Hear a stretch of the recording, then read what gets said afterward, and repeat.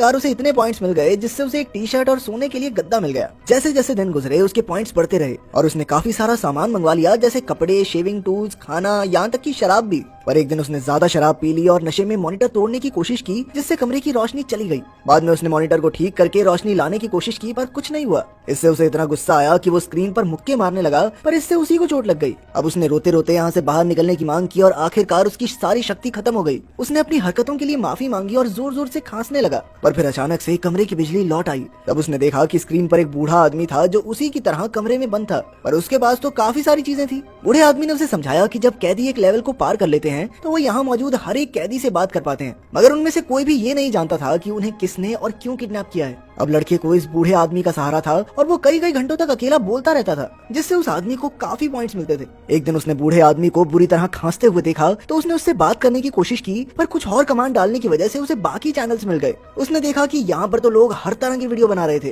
कोई खाना बनाना सिखा रहा था, कोई मेकअप और एक सुंदर सी लड़की योगा करती थी। खैर काफी जद्दोजहद के बाद जब उसने बूढ़े आदमी से बात की तो उसे पता चला कि हर कैदी का एक चैनल नंबर है। लड़के का नंबर 14 था और बूढ़े आदमी का 73 की हालत देखकर 14 ने उससे दोस्ती कर ली और वो उसके साथ खाना खाकर, जादू सीखकर और गाना गाकर समय बिताने लगा। कुछ समय बाद 14 का कनेक्शन चैनल 28 वाली लड़की से जुड़ा, जो रात को योगा करती थी। उसकी खूबसूरती और शांति से खुश होकर लड़के ने अपने कुछ पॉइंट्स उसे दे दिए। फिर अगले दिन 14 ने अपने कमरे के लिए और चीजें मंगवाई और 73 से बातें की। 73 का कहना था कि वो हमेशा एक ही लेवल पर नहीं रह सकते, क्योंकि जल्द ही दर्शक उनसे बोर होकर पॉइंट्स देना बंद कर देंगे। उन्हें लगातार अपनी वीडियोस को बेहतर और मजेदार बनाते रहना होगा ताकि दर्शक उनके साथ बने रहें। इसके बाद 14 ने कई नई चीजें की, जैसे कि स्टैंड अप कॉमेडी, एक्सरसाइज, खाना बनाना, गाना गाना और 73 की सिखाई हुई कुछ मैजिक ट्रिक्स भी की। धीरे धीरे उसके दर्शक बढ़ने लगे और उसके पॉइंट्स भी, जिसकी मदद से वो अपनी वीडियोस के लिए और चीजें मंगवाने लगा। इसी के साथ वो 28 के साथ योगा करने लगा और उसने 73 की खांसी के लिए दवा भी मंगवाई, पर गलती से उसने गलत कमांड भर दी और वो चैनल 11 पर पहुंच गया,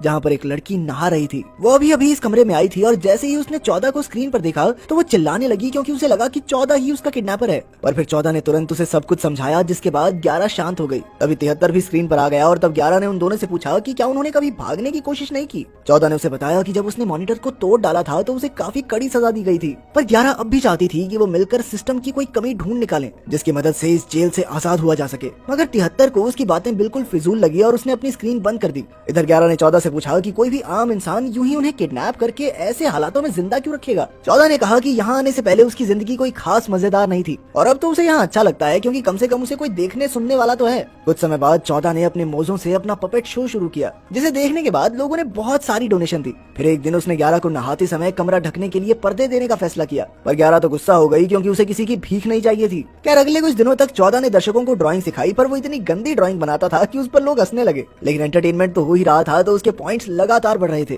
धीरे धीरे उसने अपने कमरे में कई चीजें इकट्ठा कर ली, लेकिन नंबर 11 अभी बहुत गुस्से में थी और वो चाहती थी कि सभी कैदी मिलकर किडनैपर के खिलाफ आवाज उठाएं। ये सुनकर 11 और 73 उससे बहस करने लगे और अंत में 73 जोर जोर से खांसने लगा। उस रात 73 की हालत इतनी खराब हो गई कि उसे दौरा पड़ गया और वो बेहोश होकर गिर पड़ा। अब उसका शरीर इतना कमजोर हो गया था कि वो हिल भी नहीं पा रहा था। तब 14 ने अपने दर्शकों से मदद की गुहार लगाई और 11 ने कंप्यूटर से मदद मांगने की कोशिश की, पर फिर उसने एक गलत बटन दबा दिया और अचानक 73 का कमरा गर्म होने लगा। जल्द ही कमरे ने आग पकड़ ली और सारी चीजें जलने लगी। आखिरकार 73 भी इसी आग में जलकर राख हो गया। उसके दोस्त उसे यूं ही मरता हुआ देखने के सिवा कुछ नहीं कर पाए और आखिरकार 73 का कैमरा बंद हो गया। उन दोनों ने थोड़े समय तक शांत रहकर 73 की मौत का शोक मनाया। बाद में 14 ने 11 से कहा कि उसे खुद को इस हादसे का जिम्मेदार नहीं समझना चाहिए, पर 11 अब भी गहरे सदमे में थी, इसीलिए 14 ने अपने पपेट शो से उसका मन हल्का किया। फिर 11 ने कहा कि वो शराब पीना चाहती है, तो उन दोनों ने काफी शराब मंगवाई और पीकर नाचने लगे। नशे में नाचते हुए उन्होंने एक एक करके अपने कपड़े उतार दिए और आखिरकार उन्हें एहसास हुआ कि वो एक दूसरे को चाहने लगे हैं। आखिरकार जब नशा उतरा तो उन्हें समझ आया कि अब भी उदासी गई नहीं है। 14 ने कहा कि अब भी 73 की आवाज उसके कानों में गूंज रही है। उसे अपनी हालत पर बहुत गुस्सा आ रहा था, इसीलिए उसने अपनी सारी भड़ास निकाल दी।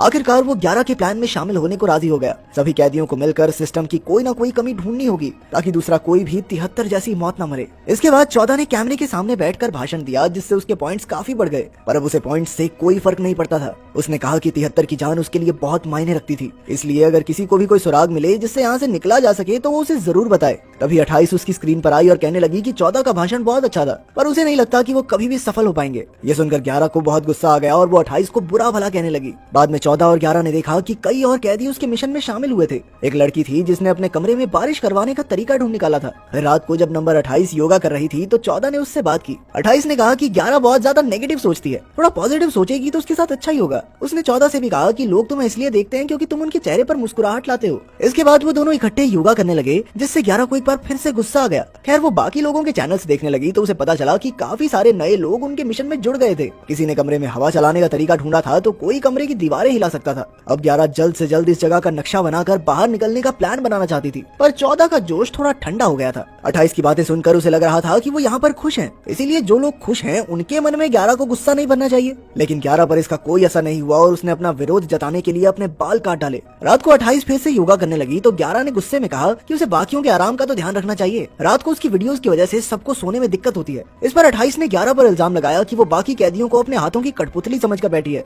14 ने उन्हें रोकने की कोशिश की तो 11 ने उससे कहा कि तू डिसाइड कर ले भाई, मैं तेरी दोस्त हूँ या ये। आखिरकार 14 को उसकी बात समझ आ गई और उसने वीडियो में भाषण देकर सभी कैदियों से एक पॉइंट मांगा। जैसे ही सबने उसे एक पॉइंट भेजा तो सिस्टम में ग्लिच आ गया और उसके पॉइंट तेजी से बढ़ने लगे। तभी 28 ने कहा कि 14 को पॉइंट मत भेजो, 14 चोर है। तो 11 ने गुस्से में उसके कमरे में बारिश कर दी। इसके बदले में 28 ने भी 11 के कमरे में